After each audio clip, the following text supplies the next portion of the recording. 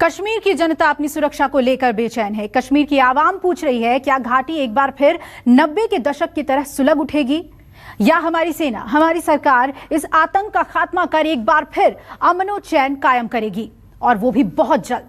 9 गैर कश्मीरियों की निर्मम हत्या ने घाटी का सुकून छीन लिया है। खौफ इस कदर है कि कश्मीर में बाहर से आकर काम करने वाले मजदूर अब पलायन करने लगे हैं। लेकिन सबसे बड़ा सवाल यह है कि 370 हटने के बाद से अब तक शांत रही घाटी में आखिर अचानक ऐसा कैसे हो गया कि आतंक तेजी से अपने पैर पसार रहा है। आखिर अपने बिल में छिपे आतंकियों को बाहर निकालने का मौका कैसे मिल गया।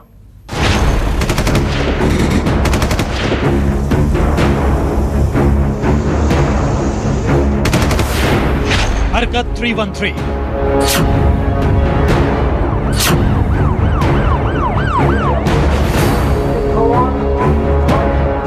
ULF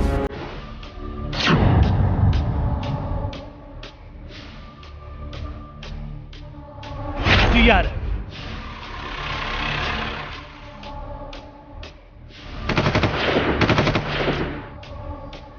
पिछले 14 दिन में 9 आम नागरिकों के कत्लेआम से कश्मीर की फिजाएं कांप उठी हैं।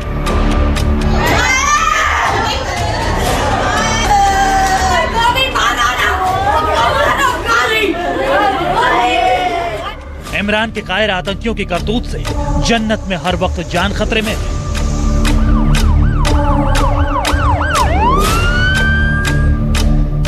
आर्मी के हाथों गीदड़ की मौत मारे जा रहे आतंकी अब बेकसूरों की टारगेट किलिंग कर रहे हैं।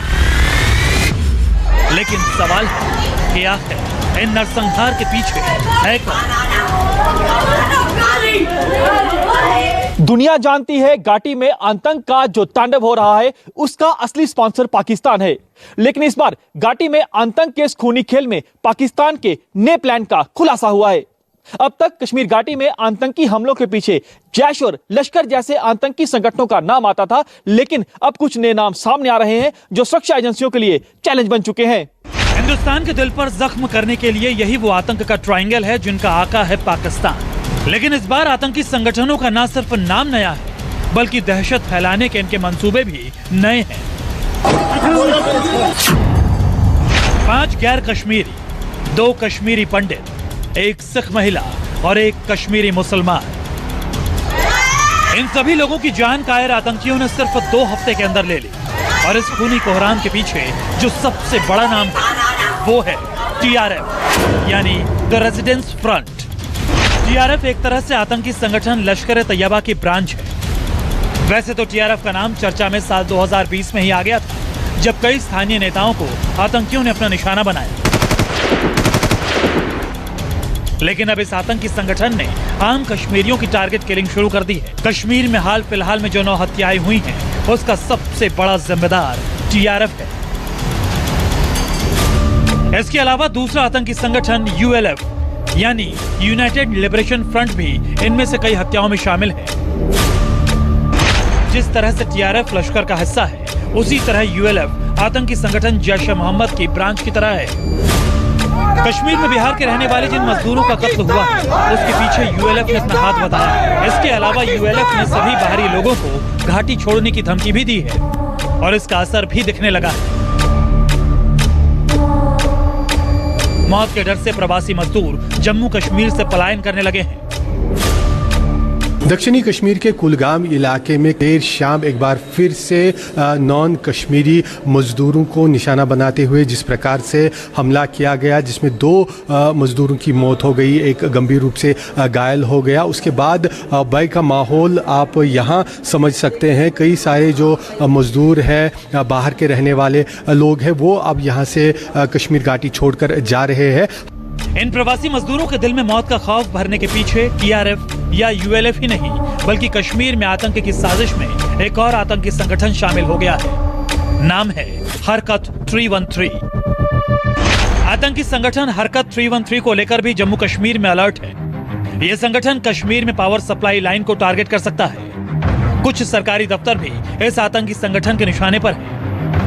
घाटी में जो आतंकी संगठन एक्टिव है, उसके पीछे पाकिस्तान का मंसूबा क्या है?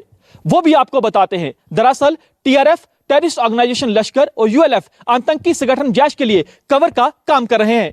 पाकिस्तान की कोशिश यह है कि अब यह नाम सीधे तौर पर सामने आ चुके हैं। अब पाकिस्तान एफएटीएफ में ब्लैकलिस्ट होने से बच जाएगा और कश्मीर घाटी में कोहराम भी मचा रहेगा।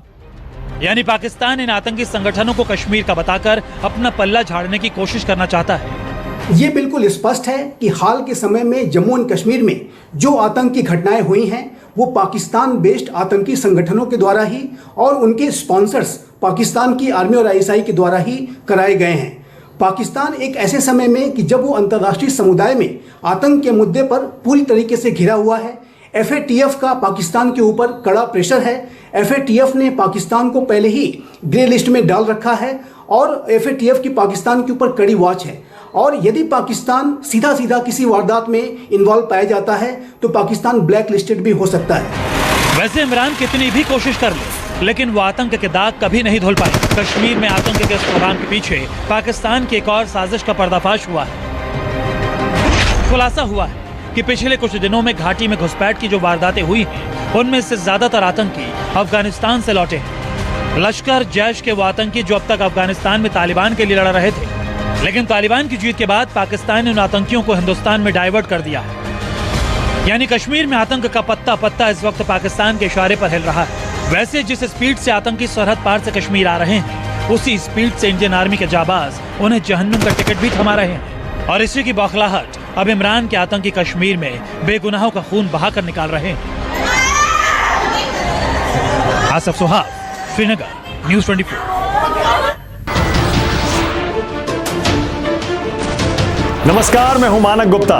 अगर आपको हमारा ये वीडियो पसंद आया हो तो इसे लाइक और शेयर जरूर करें और हाँ, हमें सब्सक्राइब और फॉलो करना ना भूलें ताकि आप देश और दुनिया की कोई खबर मिस ना करें। तो जुड़े रहिए हमारे साथ और देखते रहिए न्यूज़ 24।